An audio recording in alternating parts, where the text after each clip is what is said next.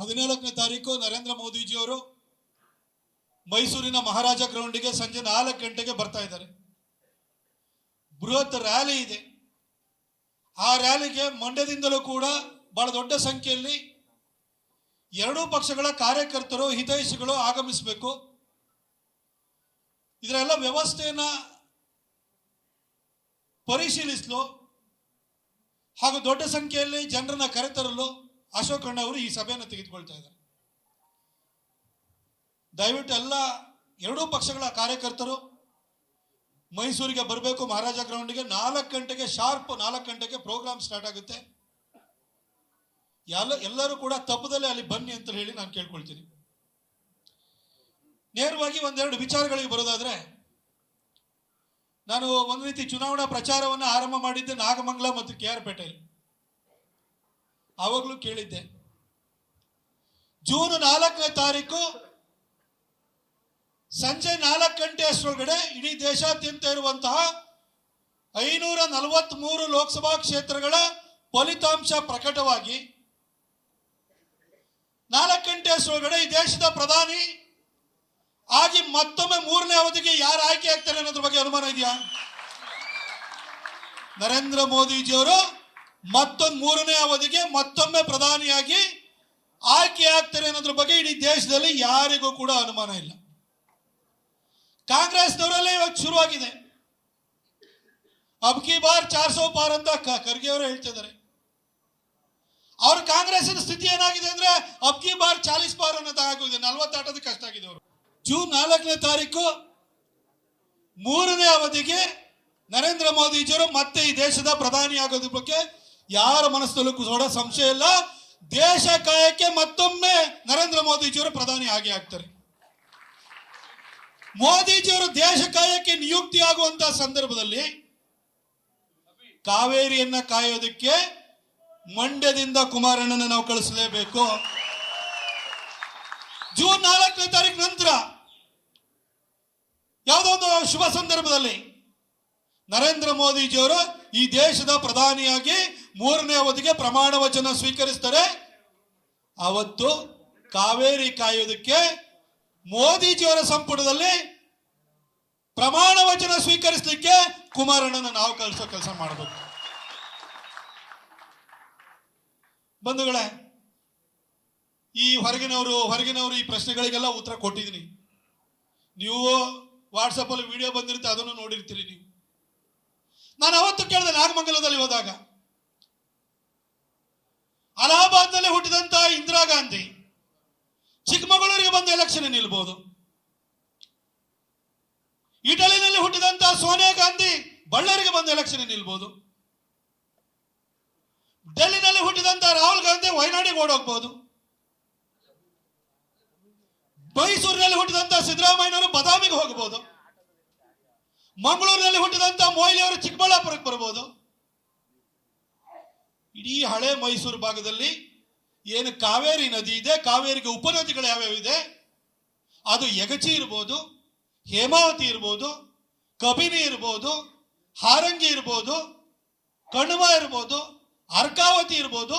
ಇಡೀ ಎಂಟಾರು ಕಾವೇರಿ ಬೇಸಿನ್ ಅಂತೇನಿದೆ, ಈ ಭಾಗದಲ್ಲಿ ರೈತರ ಹಿತಾಸಕ್ತಿಯನ್ನು ಕಾಪಾಡಿದವರು, ಕಾವೇರಿ ನೀರಿಗೋಸ್ಕರ ಕಳೆದ 40 ವರ್ಷಗಳಿಂದ ಸತತವಾಗಿ ಸಂಸತ್ತಿನಲ್ಲಿ ಧ್ವನಿ ಎತ್ತಿದವರು, ಹೋರಾಟ ಮಾಡಿದವರು ಯಾರು? HD ದೇವೇಗೌಡರು. ಕಾವೇರಿ ನೀರನ್ನು ಉಳಿಸಿಕೊಟ್ಟಂತವ್ರು, ಕಾವೇರಿಗೋಸ್ಕರ ಹೋರಾಟ ಮಾಡಿದಂತಹ HD ದೇವೇಗೌಡರ ಮಗ ಕುಮಾರಣ್ಣ ಮಂಡ್ಯಕ್ಕೆ ಹೊರಗಿನವ್ರು ಆಗ್ತಾರ? ನಾನು ಇವಾಗ ಕಾಂಗ್ರೆಸ್ನವ್ರಿಗೆ ಕೇಳಲಿಕ್ಕೆ, ಅದರಲ್ಲೂ ಚಲುವಣ್ಣನ ಕೇಳಲಿಕ್ಕೆ ಬಯಸ್ತೀನಿ. ಚಲುವಣ್ಣ, ನೀವೇ ತಾನೇ ಡಿಸ್ಟ್ರಿಕ್ಟ್ ಇನ್ಚಾರ್ಜ್ ಮಿನಿಸ್ಟರ್. ಕಳೆದ ಜೂನ್ನಲ್ಲಿ ಅಂದ್ರೆ ಕಾಂಗ್ರೆಸ್ ಬಂತು, ಬರನು ಕಾಲಿಡ್ತು. ಕೊಡಗಿನಲ್ಲೇ ಮಳೆ ಬೀಳಲಿಲ್ಲ.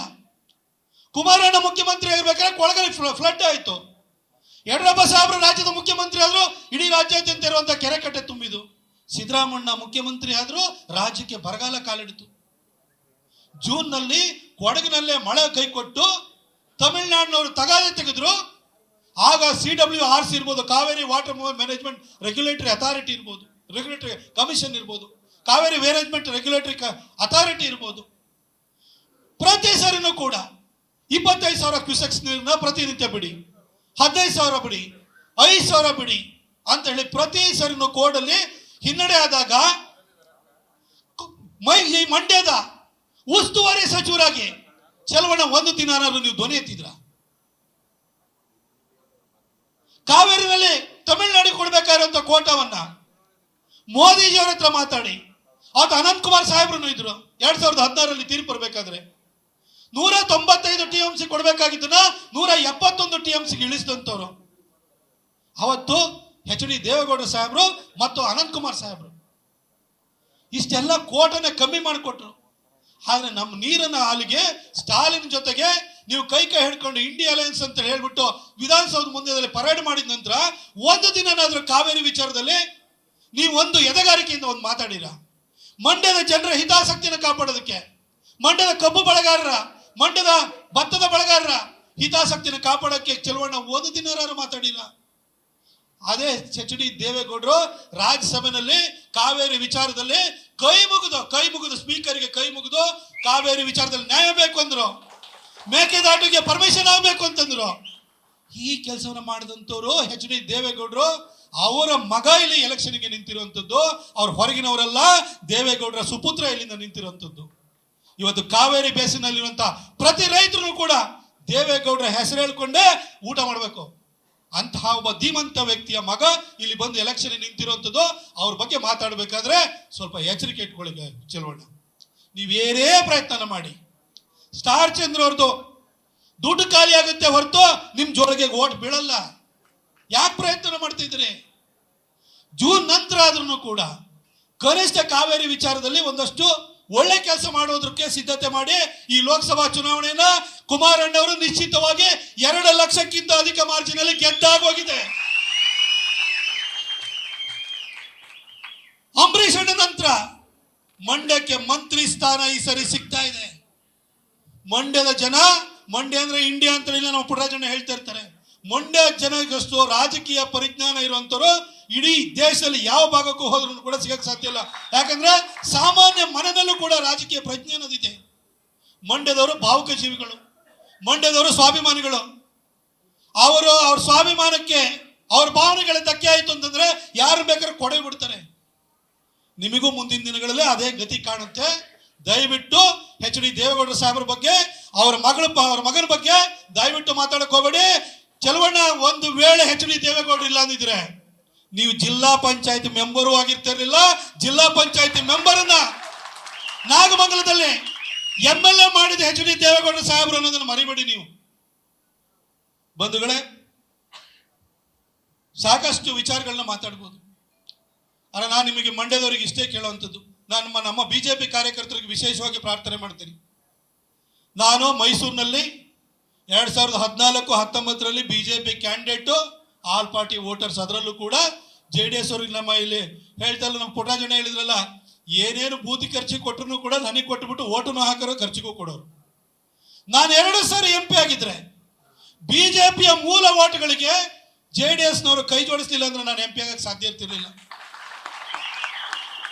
ಡಿಲಿಮಿಟೇಷನ್ ಕ್ಷೇತ್ರ ಮರುವಿಂಗಡೆ ಆದ ನಂತರ 2009ರಲ್ಲೇ ಕೊಡಗು ಮೈಸೂರಿಗೆ ಸೇರಿತ್ತು. 6 ನಮ್ಮ ಕ್ಯಾಂಡಿಡೇಟ್ ಗೆಲ್ಲಕ್ಕಾಗಲಿಲ್ಲ.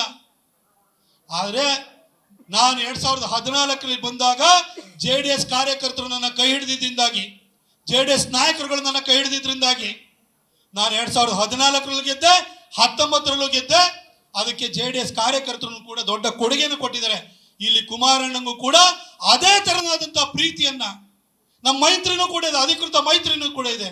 ನಾವೆಲ್ಲ ಇಳಿದು ಕೆಲಸವನ್ನು ಮಾಡಬೇಕು. ಕೆಲಸ ಮಾಡಿ ಕುಮಾರಣ್ಣನ 2 ಲಕ್ಷಕ್ಕಿಂತ ಅಧಿಕ ಮಾರ್ಜಿನ್ ಅಲ್ಲಿ ಗೆಲ್ಲಿಸಿ ಕಳಿಸ್ಕೊಡ್ಬೇಕು ಅಂತ ಹೇಳಿ ನಾನು ನಿಮಗೆ ಪ್ರಾರ್ಥನೆ ಮಾಡ್ತೀನಿ. ನಮ್ಮ ಪುಟ್ಟರಾಜಣ್ಣ ಇಲ್ಲೇ ಇದ್ದಾರೆ, ಹಿರಿಯ ನಾಯಕರು, ಕುಮಾರಣ್ಣಗೂ ಆತ್ಮೀಯರು.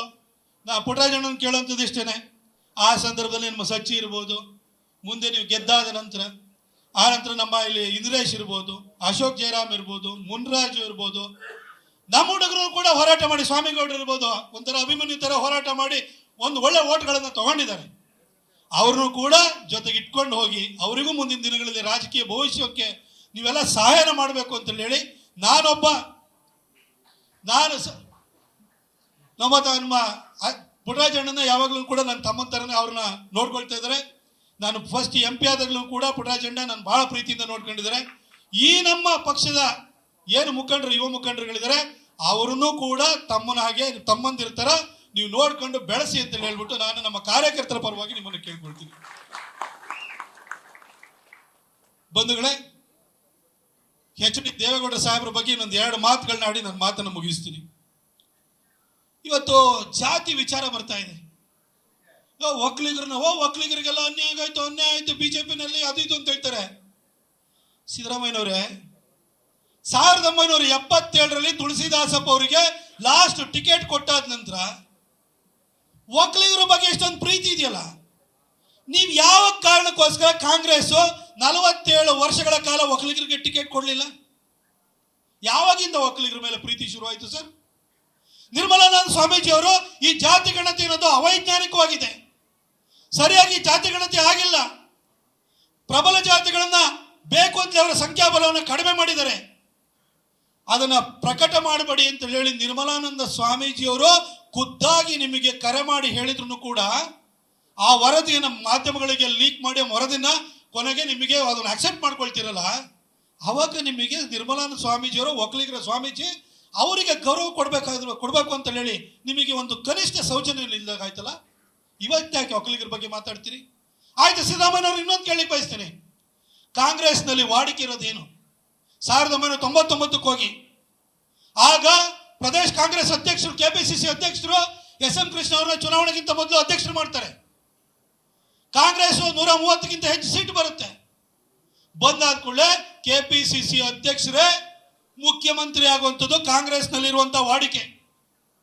2023ರಲ್ಲಿ ಯಾರು KPCC ಅಧ್ಯಕ್ಷರು? ಇವತ್ತು KPCC ಅಧ್ಯಕ್ಷರು ಯಾರು? DK ಶಿವಕುಮಾರ್ ಅವರು.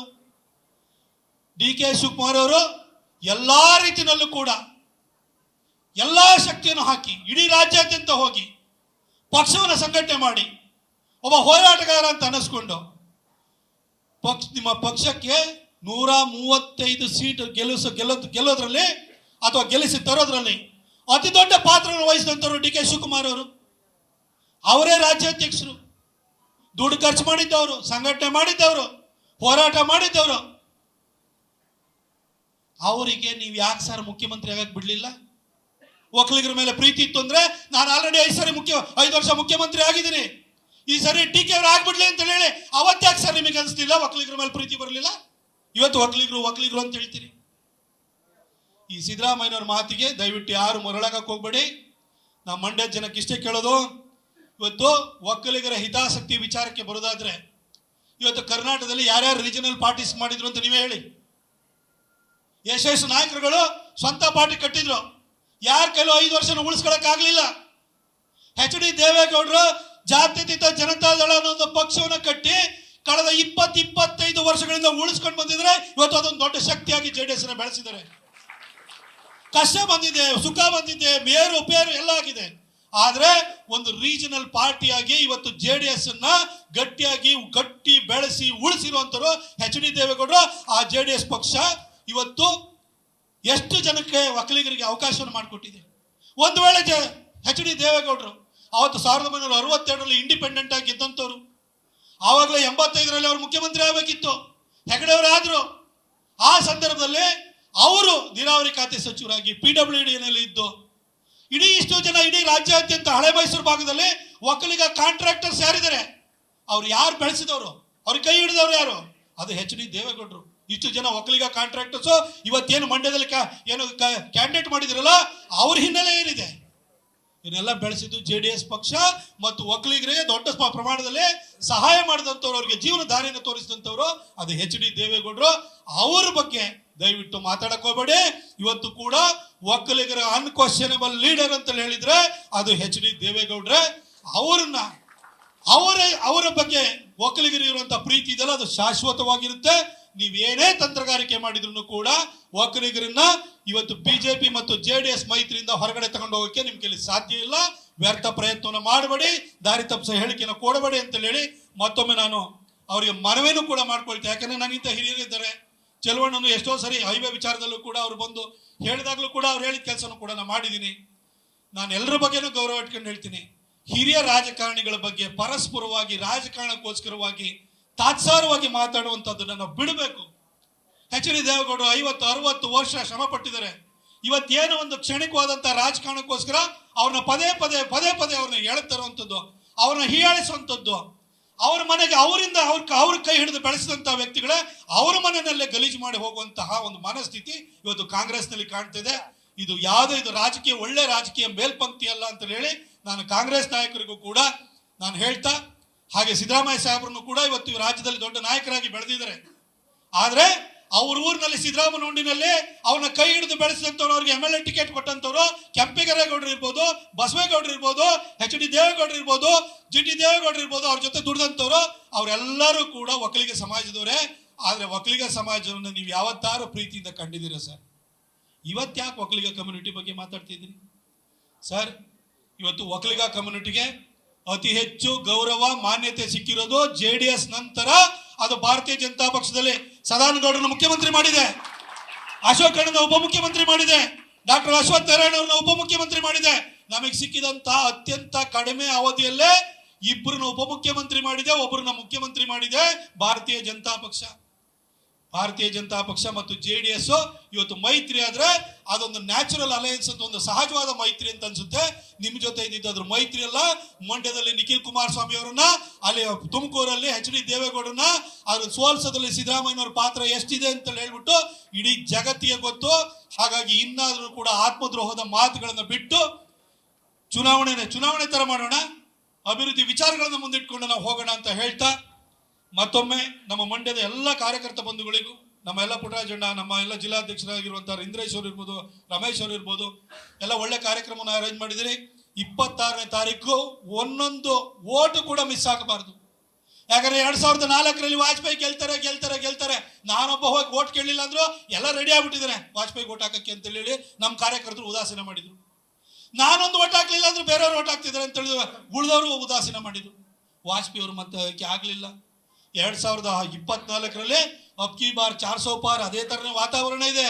ಆದ್ರೆ ನಾನು ಓಟ್ ಕೇಳಲಿಲ್ಲ ಅಂದ್ರೂ ಓಟ್ ಹಾಕ್ಬಿಡ್ತಾರೆ, ನಂದೊಬ್ಬ ಓಟ್ ಆಗ್ಲಿಲ್ಲ ಅಂದ್ರೂ ಪರವಾಗಿಲ್ಲ ಬೇರೆಯವ್ರು ಓಟ್ ಹಾಕ್ತಾರೆ ಅಂತ ಹೇಳ್ಬಿಟ್ಟು ಮೈ ಮರಿಯುವಂತ ಕಾಲ ಅಲ್ಲ ಇದು. ದಯವಿಟ್ಟು ಮೈ ಮರಿಬೇಡಿ, ಒಂದೊಂದು ಓಟ್ ಮುಖ್ಯ. ಕಾಂಗ್ರೆಸ್ನವರು ಲಾಸ್ಟ್ 3 ದಿನಕ್ಕೆ ಆಪರೇಟ್ ಮಾಡೋದು. ಅವರು 26ನೇ ತಾರೀಕಿಗಿಂತ 3 ದಿನ ಮೊದಲು ದುಡ್ಡು ಇಟ್ಕೊಂಡು ನಿಮ್ಮ ಮನೆ ಬಾಗಿಲಿಗೆ ಬರ್ತಾರೆ. ರಾತ್ರಿ ಬಂದು ಯಾರು ಬಾಗಿಲು ತಟ್ತಾ ಇದ್ರೆ ಅಂದ್ರೆ ಕಳ್ಳರು ಬಂದಿದ್ರೆ ಅಂತ ಹೋಗ್ಬೇಡಿ. ಕಾಂಗ್ರೆಸ್ನವರು ಚೀಲ ಇಟ್ಕೊಂಡು ಬರ್ತಾರೆ, ನಿಮ್ಮ ಮನೆ ಹತ್ರಕ್ಕೆ ದುಡ್ಡಿನ ಕಂತೆ ಇಟ್ಕೊಂಡು ಬರ್ತಾರೆ. ಆ ಕಂತೆಗೆ ನಮ್ಮನ್ನು ನಾವು ಮಾರಾಟ ಮಾಡ್ಕೊಳ್ಳೋದು ಬೇಡ. ಕಾವೇರಿನ ಕಾಯೋದಕ್ಕೆ ಕುಮಾರಣ್ಣನ ಕಳಿಸೋಣ ಅಂತ ಹೇಳ್ತಾ, ಅಶೋಕ್ ಅಣ್ಣ ಅವ್ರಿಗೆ ಬಂದಿದ್ದಾರೆ.